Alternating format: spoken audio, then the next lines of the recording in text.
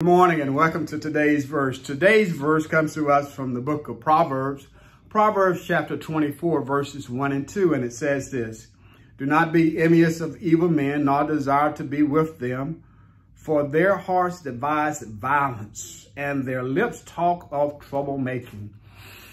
You know, when I was coming up, it was always important that you know something about, well, your parents emphasized this, that you know something about the people that you choose to be your friend.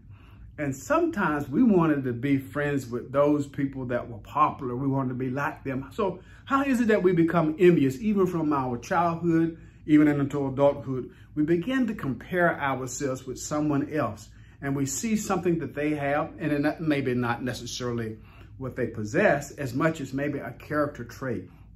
They may seem to be popular. They got it all together. People, they kind of admire them. They got friends. They got whatever. And we compare ourselves with them, and we see ourselves as a little bit inferior.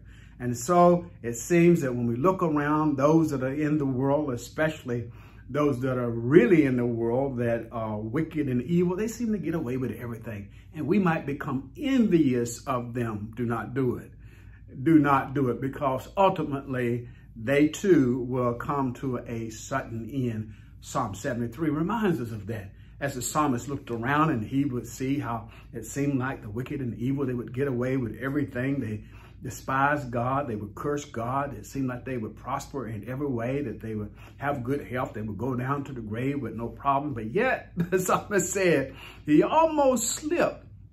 But until he went into the temple, the house of God, and then he saw their end.